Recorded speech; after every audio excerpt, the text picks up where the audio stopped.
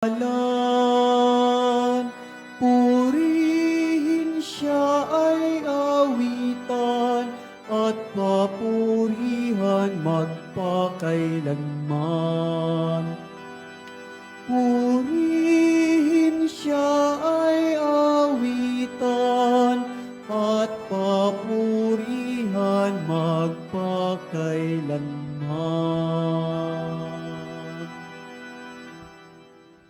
Sa ngalan ng Ama, ng Anak at ng Espiritu Santo, Amen.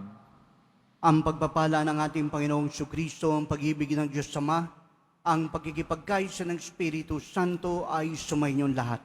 At sumayo rin. Magandang umaga mga kapatid. Taglaya ang pusong mapagpasalamat sa mga biyayang kaloob ng Diyos sa atin. Patuloy tayong dumulog, itaas ang ating mga personal na kahilingan, gayon din ang mga intensyon sa misang ito at yung ating mga pinangako ang ipanalangin. At kaya naman, halina, buong kababaang loob nating aminin ang ating mga kasalanan at humingi ng kapatawaran. Inaamin ko Sa mga pangyarihan Diyos at sa inyo mga kapatid, nalubha akong nagkasala sa isip, sa salita, sa gawa, at sa aking pagkukulang. Kaya isinasamo ko sa mahal na Birheng Maria, sa lahat ng mga anghel at mga banal, at sa inyo mga kapatid na ako'y ipanalangin sa Panginoong ating Diyos. kawan tayo ng makapangyarihang Diyos, patawarin tayo sa ating mga kasalanan at patnubayan tayo sa buhay na walang hanggan. Amen. Manalangin tayo. Ama naming makapangyarihan, ipakita mo ang iyong paglingap sa iyong pag-antig sa aming kalooban upang ang pamumungan sa gawain mo sa amin ay aming mapakinabangan at ang mapagpagaling mong katapatan ay aming mapangatawanan. Sa pamamagitan ni Jesucristo kasama ng Espiritu Santo, magpa sa walang hanggan. Amen. Magsiyo po muna ang lahat. Pagbasa mula sa aklat ng pahayag. Akong si Juan ay nakakita ng isang anghel na bumaba mula sa langit na may malaking kapangyarihan. Nagliwanag ang buong daigdig dahil sa kanyang kaningningan. Lubos lakas siyang sumigaw. Bumaksak na siya.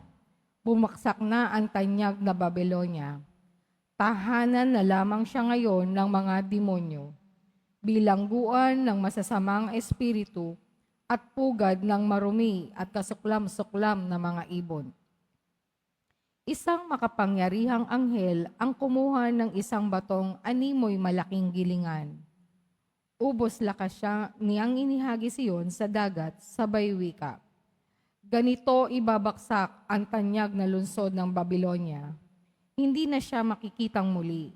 Hindi na maririnig sa iyo ang tinig ng mga mang-aawit at ang himig na likha ng mga manunugtog ng alpa, plauta, trompeta. Hindi na makikitang muli sa iyo ang mga dalubhasa na anumang uri ng gawain. Hindi na maririnig ang ingay ng mga gilingan. Hindi ka na muling magtatanglawan ng kahit isang ilawan. Hindi na maririnig ang masasayang tinig ng ikinakasal. Sapagkat naging makapangyarihan sa buong daigdig ang iyong mga ngalakal. Dinaya mo ang lahat ng bansa sa pamamagitan ng pangkukulam. Pagkatapos nito, narinig ko ang waring pinag-isang tinig ng maraming tao sa langit at umaawit ng ganito. Purihin ang Panginoon, ang pagliligtas, ang karangalan, at ang kapangyarihan ay tanging sa Diyos. Matuwid at tama ang kanyang hatol. Hinatulan niya ang reyna ng kahalayan nang nagpapasama sa lupa. Pinarusahan siya ng Diyos dahil sa pagpatay sa kanyang Panginoon. Muli silang umawit, purihin ang Panginoon. At sinabi sa akin ng anghel, isulat mo ito, mapalad ang inaanyayahan sa piging sa ikasal ng kordero. Ang salita ng Diyos. Salamat sa Diyos. Mapalad ang aanyayahan ng korderong ikakasal. Mapalad ang anyayahan ng korderong ikakasal. Umawit sa kagalakan ang lahat ng mga bansa. Panginooy papurihan, paglingkuran siyang kusa. Lumapit sa harap niya at umawit ng may tuwa. Mapalad ang anyayahan ng korderong ikakasal. Ang Panginooy ating Diyos, ito'y dapat na malaman. Tayo'y Kanya, Kanyang lahat, tayong lahat na nilalang. Lahat tayo'y bayan niya, kabilang sa Kanyang kawan. Mapalad ang anyayahan ng korderong ikakasal. Pumasok sa Kanyang templo na ang puso'y nagdiriwang. Umaawit, nagpupuri sa loob ng dakong banal. Purihin ang ngalan niya at siya'y pasalamatan. Mapalad ang anyayahan ng korderong ikakasal. Mabuti ang Panginoon, pag-ibig niya'y walang hanggan. Siya'y Diyos na mabutit, laging tapat kailanman. Mapalad ang anyayahan ng korderong ikakasal. Tumayo na po ang lahat.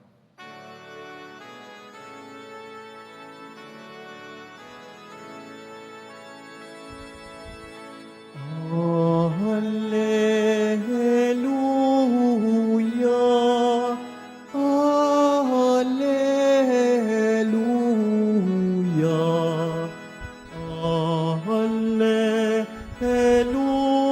Hallelujah, Hallelujah.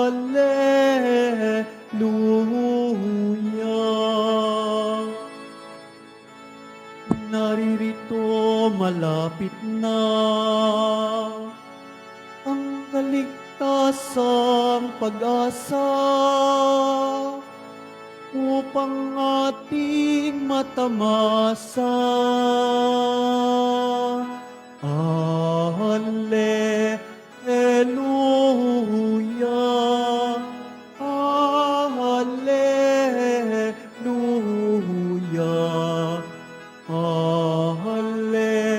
Hallelujah.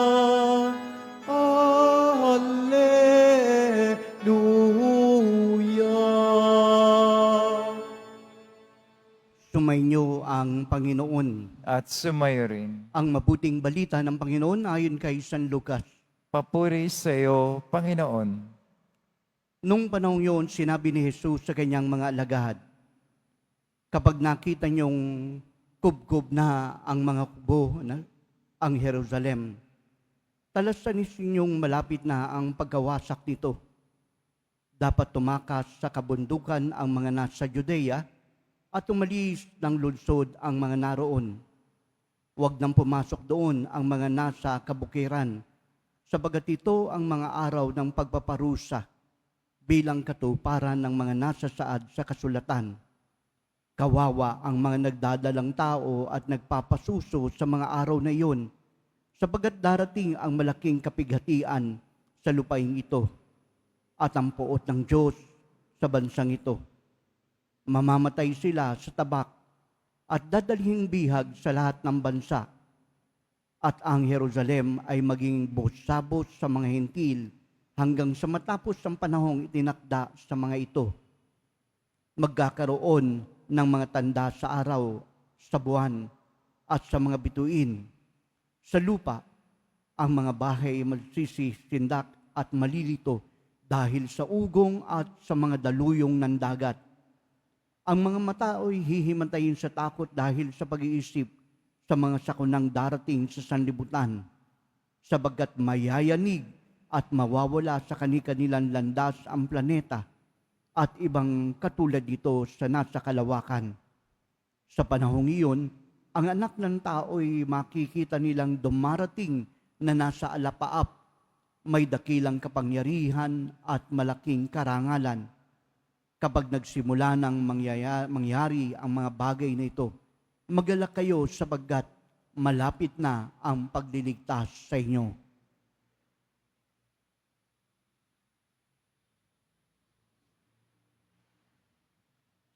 Ang mabuting balita ng Panginoon. Pinupuri ka namin, Panginoong Hesukristo. Magsiyo po muna lahat. Magandang umaga po sa inyong lahat, mga kapatid.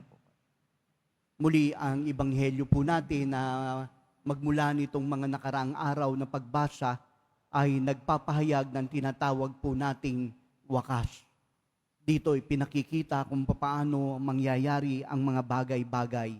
Kaya ang sabi, ito po ay hango dun sa tinatawag nating mga apocalypse kung saan pinapahayag ang pagwawakas. At sa unang bahagi ng ebanghelyo, pinakita po ang pagwawakas ng Jerusalem. At ngayon naman po sa ikalawang bahagi po nito ay kung paano magaganap ang tinatawag nating mga pagbunaw o pagwakas ng mundo. O sa bahagi pa rin po, pinakikita rin po ang paghuhusga. Alam niyo po mga kapatid, kapag pinag-uusapan po ang wakas, nakakatakot. Kapag halimbawa iniisip po natin na mayroon palang wakas, mayroong end, parang ikaw po ngayon ay nag-iisip, paano na ako? Ano ang mangyayari?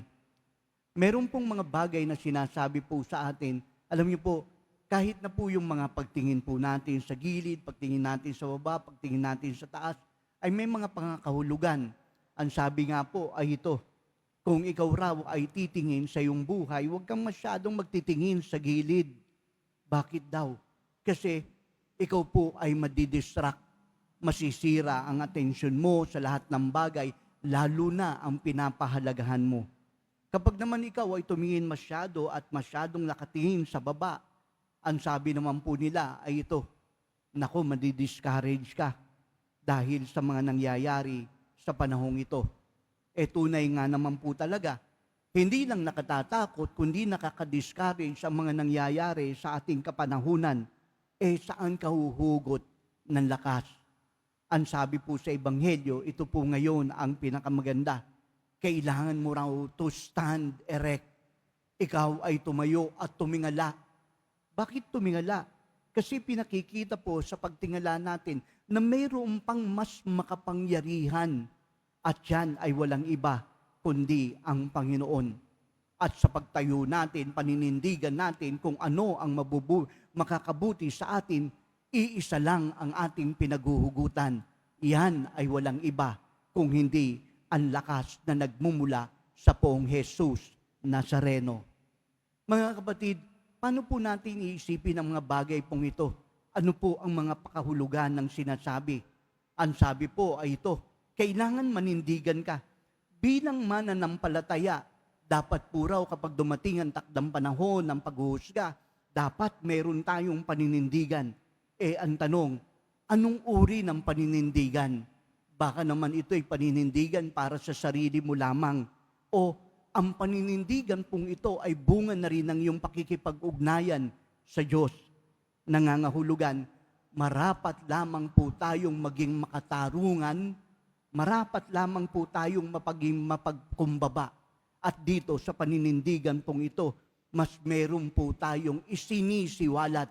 At yan ay walang iba kung hindi ang kapangyarihan ng Diyos. Saan tayo huhugot ng lakas? Alam naman po natin, limited po tayo, kahit na ang mundo na makikita nyo ilang taon na. Pero ang sinasabi sa Ebanghelyo, ito ay magkakaroon ng wakas. Kaya dapat maging maingat ka at dapat tanggapin mo ang gantong uri ng katotohanan. Pero mayroon pang isang mas dapat po tayong tignan. Yan ay walang iba kung hindi ang ating pagtingin sa Panginoon. Mas madalas we are distracted. Marami pong kumukuha sa ating atensyon. Minsan yung pong mga glitters, no? Yung pong mga kumikinang, dapat po tayong maging mapag-ingat. Bakit po? Hindi lahat ng kumikinang ay magpapaligaya. Hindi lahat ng kumikintab ay may taglay na kayamanan. Isipin po natin ang mga bagay na ito. Kaya, ang sabi po sa atin ay ito, kung mayroong wakas, ano ang gagawin natin? Ang sabi po sa Ebanghelyo ay ito, magkakaroon ng tanda, ang buwan, mga bituin, at sa lupa, at masisindak at malilito ang lahat. Pero kapag ikaw ay halimbawang natagpuan sa ganitong uri at ginagawa mo ang bagay na ito, huwag ka nang huwag ka nang mag-alinlangan, huwag ka nang matakot. Ipagpatuloy mo kung ano ang nararapat mong gawin dahil pagdating ng takdang panahon, titignan ng Panginoon at susulitin ang lahat ng ating ginagawa. Kaya towards the last part ng ating ebanghelyo, ano po ang sinasabi? Ang sinasabi po ay ito, malapit na ang pagliligtas, kaya naman ikaw ay magalak. Paano po yung kagalakan nagmumula? Saan magmumula ang kagalakan natin? Kung alam mo sa iyong sarili na ang lahat ng ginagawa mo ay kalooban ng Diyos at hindi ang personal mong kalooban, then masasabi mong ikaw ay naging karapat-dapat. Hindi mo kinakailangang katakutan ng wakas. Nangangahulugan, mga kapatid, ang sinasabi sa ebanghelyo pong ito ay ang tinatawag nating gantimpalang tatanggapin natin kung tayo ay naging tapat sa Kanya. Kung lahat ng bagay ay binigay natin sa pangalan ng Diyos at kung lahat ng mga ginagawa mo ay ginawa mo hindi para bigyan ng papuri ang iyong sarili, kundi upang bigyan at itaas ang pangalan ng poong Jesus Nazareno. Sa mga katuwid, wala kang dapat ikatakot, bagkus dapat kang magalak dahil ibibigay ng Diyos ang gantimpala sa iyo dahil ginampanan mo kung ano ang inaasahan ng Diyos sa iyo. Kaya sa yugtupong ito, siguro para po makita natin ang susi ng kagalakan, baka pwede po nating isipin sa ating sarili ang bagay na ito. Ang mabuhay na iniisip mo na ito ang iyong wakas. And so, gagawin mo ang lahat ng ikabubuti. Bakit? Kasi alam mo sa sarili mo na mayroong wakas. Alam mo sa sarili mo na hindi magtatagal ang lahat. Kaya, live your life as if this is your last day. Nang sa gayon, magampanan mo kung ano ang inaasahan ng Diyos sa iyo at maibigay mo sa Kanya ang papuri sa pamamagitan ng tinatawag nating stand erect at tumingala tayo sa langit dahil alam natin na darating na ang Panginoon. Amen.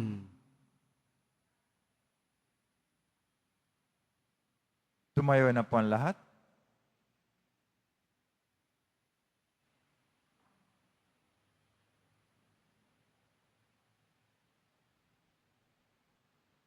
Minamahal kong mga kapatid, habang natipon tayo upang ipagdiwang ang mga misteryo ng ating kaligtasan, bumaling tayo sa Diyos Ama ng may pananalig at hingin ang Kanyang awa. Ating tutugon, tapat na Panginoon, basbasan mo kami. Tapat na Panginoon, basbasan mo kami. Tapat na Panginoon, basbasan mo kami. Ang bayan ng Diyos naway maakit sa panalangin at pagsisisi habang umaasa sila sa pagdating ng kaharian ng Diyos, manalangin tayo. Tapat na Panginoon, basbasan mo kami. Ang mga namumuno sa ating lipunan, naway makita ang kamay ng Diyos na gumagalaw sa mga pangyayari ng ating buhay, manalangin tayo. Tapat na Panginoon, basbasan mo kami. Tayo naway tumingin sa kinabukasan ng may pag-asa at lakas ng loob, manalangin tayo. Tapat ng Panginoon. Panginoon, basbasan mo kami. Ang mga may sakit, naway mamuhay sa kasiguruhan at pag-asa sa pamamagitan ng mga panalangin at pag-aalay ng kanilang mga kapamilya at kaibigan, manalangin tayo. Tapat na Panginoon, basbasan mo kami. Sa mga namayapa na ipagkaloob nawa ng anak ng tao ang kaligtasan, manalangin tayo. Tapat na Panginoon, basbasan mo kami. Ama naming nasa langit, pakinggan mo ang mga panalangin ng iyong bayan at tulungan mo kaming yakapin ang hamon ng krus araw-araw. Inihiling namin ito sa magitan ni Jesucristo, aming Panginoon. Amen. Magsipo muna lahat.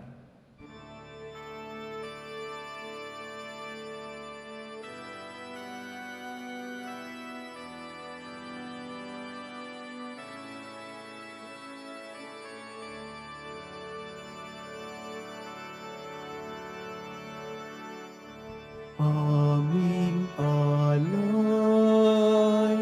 sa iyo, Panginoon. Ang tinapay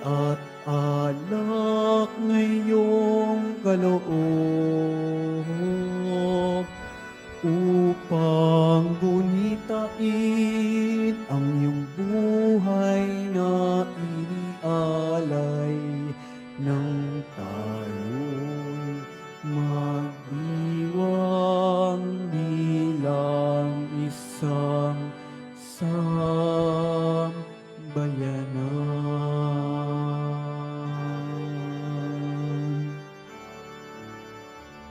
Tumayo na po ang lahat. Mga kapatid, manalangin kayo upang ating paghahain na maging kalugod sa Diyos amang makapangyarihan sa lahat. Tanggapin nawa ng Panginoon itong paghahain sa iyong mga kamay, sa kapurihan niya at karangalan, sa ating kapakinabangan at sa buong sambayanang banal. Ama namin lumikha, tanggapin mo ang mga banal na alay na iyong pinagutos sa aming italaga, ang pagsamba sa iyong ngalan, at upang kami pagindapating paunlakan sa iyong tapat na pagmamahal, gawin mo ang iyong mga utos sa isundin namin kailanman, sa pamamagitan ni Jesucristo kasama ng Espiritu Santo, magpa sa walang hanggan. Amen. Sumainyo ang Panginoon. At sumayo rin. Taas sa Diyos ang iyong puso at isipan. Tinaas na namin sa Panginoon. Pasalamatan natin ang Panginoong ating Diyos. Marapat na siya ay pasalamat. Ama naming makapangyarihan, tunay ngang marapat na ikaw ay aming pasalamatan. Sa iyong paglingap kagandahang loob ang tao'y nilikha mo, pinangasiwas sa sansinukob.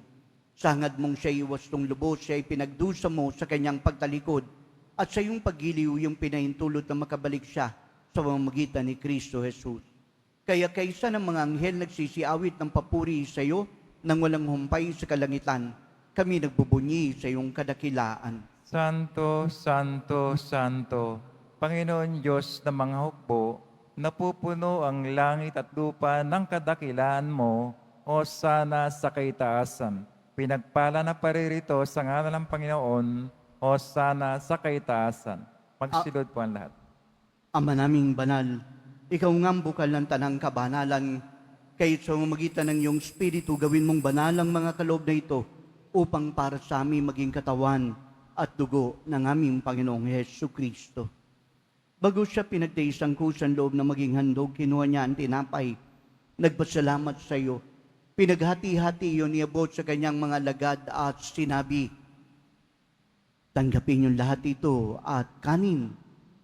Ito ang aking katawan na ihahandog para sa inyo.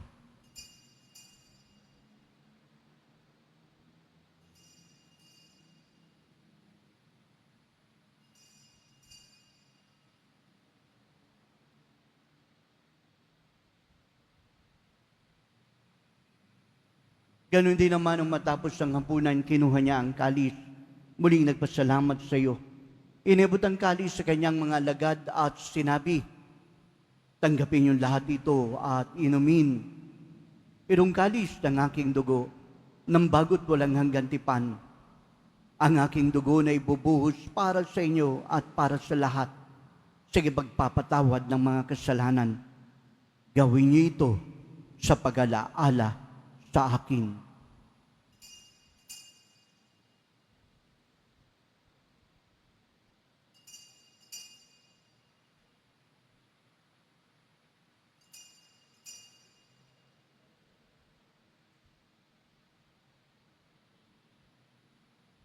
Tumayo na po ang lahat.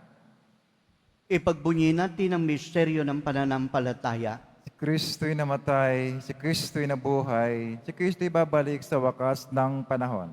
Ama, ginagawa namin ngayon ang pag-alala sa pagamatay at muling pagabuhay ng iyong anak.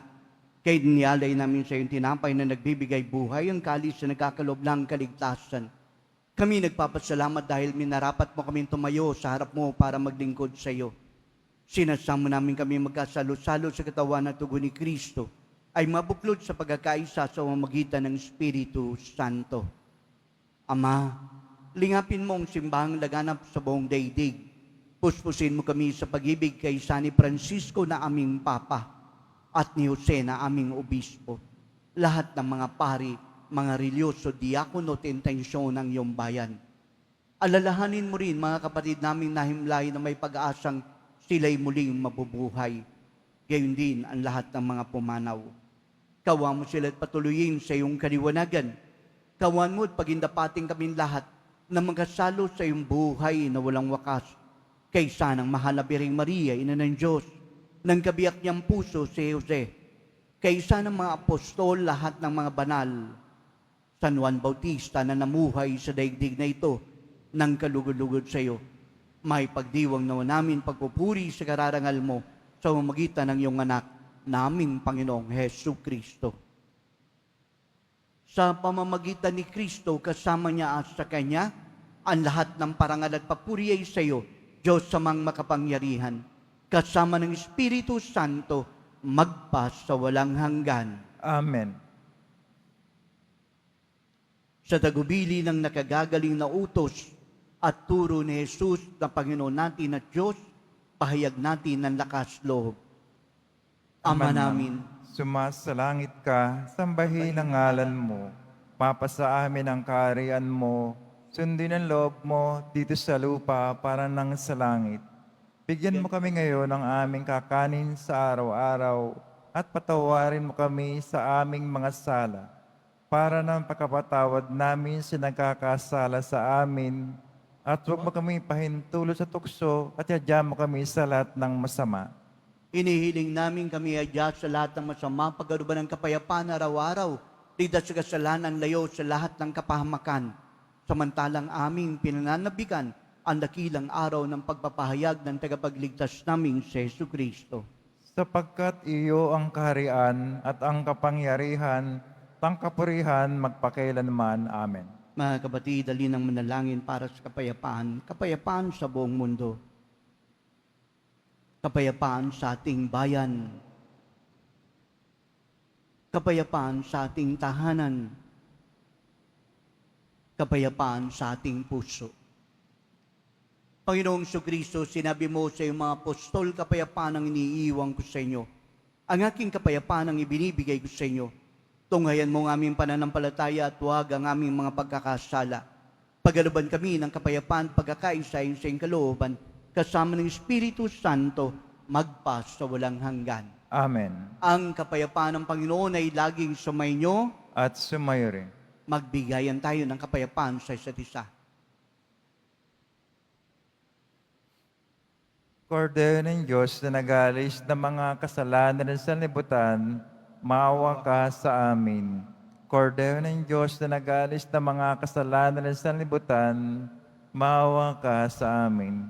Kordero ng Diyos na nagalis ng mga kasalanan sa libutan, ipagkaloob sa amin ang kapayapaan. Magsilod po ang lahat. Ito ang kordero ng Diyos. Ito siyang nag-aalis ng mga kasalanan ng sanlibutan. Mapapalad ang sa Kanya'y patuloy na tumatanggap. Panginoon, hindi ako karapat-dapat na magpatuloy sa iyo, ngunit sa isang salita mo lamang ay gagaling na ako.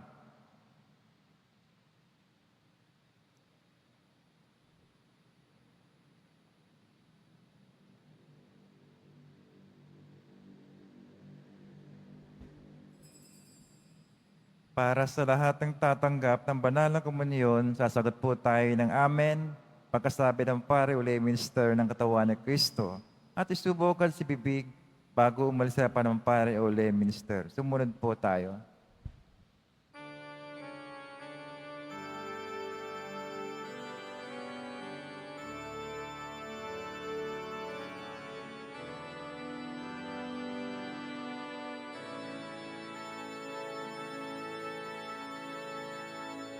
O Diyos, Ikaw ang laging hanap. Loob ko'y Ikaw ang tanging hangat. Nauuhaw akong parang tigang na lupa sa tubig ng iyong pag-aaruga.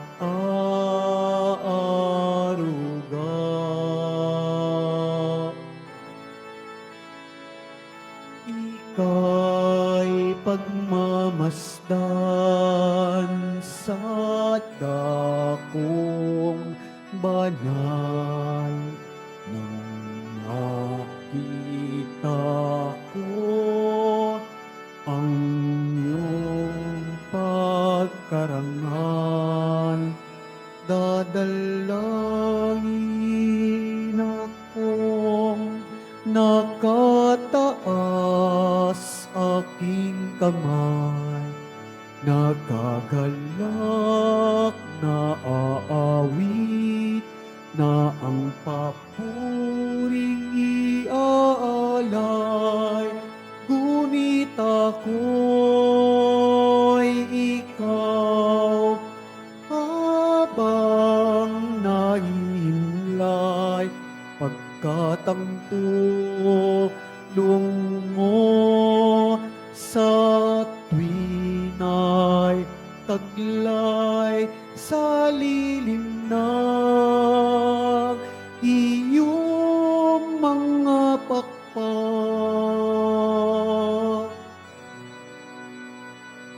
Umaawit,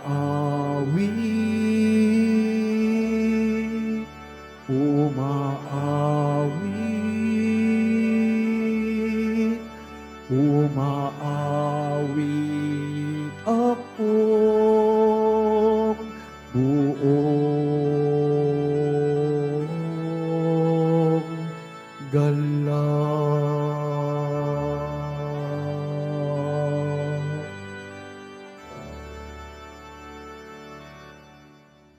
Mga kadiboto, mabibili pa rin po sa ating Parish Finance Office ang Nazareno Images, Nazareno Medallion.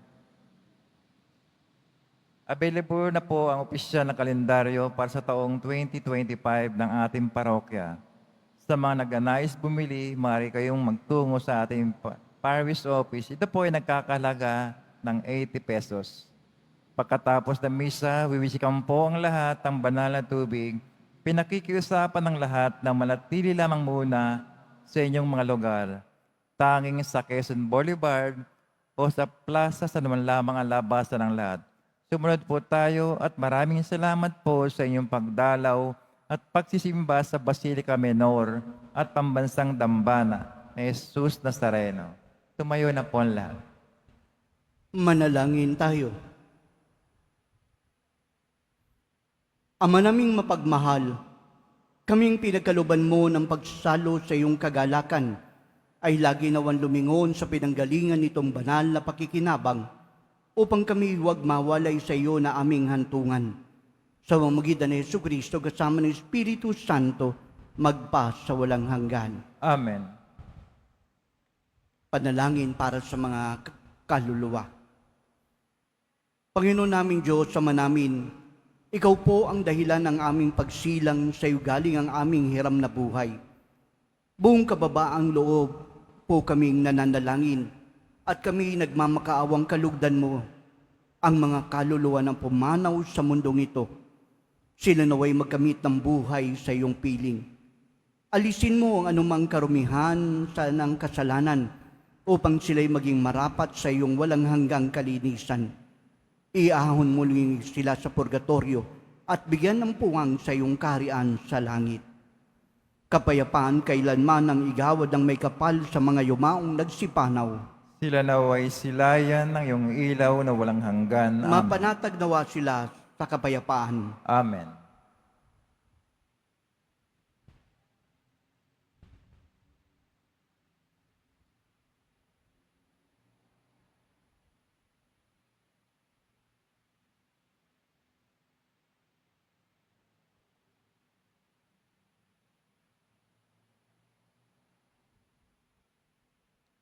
Sumainyo ang Panginoon. At sumayo rin. Mahal na poong Jesus Nazareno, inihayag mo sa pamamagitan ng krus ang walang maliw na pag-ibig ng Diyos sa sangkatauhan. Pakinggan mo ang kahilingan ng iyong angkan na nagsusumamo sa iyo. Makamtanawa nila ang iyong katugunan at tanggapin ang kasagutan ng may utang na loob na tinatanaw at pusong mapagpasalamat. Basbasan mo din ang mga daladala nilang imahen, dasalan, sampunang kanilang mga panalangin. Sa pamamagitan ng bendisyon na ito, naway maalala nila ang mga pangako nila noong sila'y binyagan, na ikaw ay kanilang iibigin at paglilingkuran bilang Panginoon, magpas sa walang hanggan. Amen. At pagpalain kayo ng makapangyarihang Diyos, Ama, Anak, at Espiritu Santo. Amen. Humayo kayong taglayang kapayapaan ng Poong Jesus Nazareno. Salamat sa Diyos.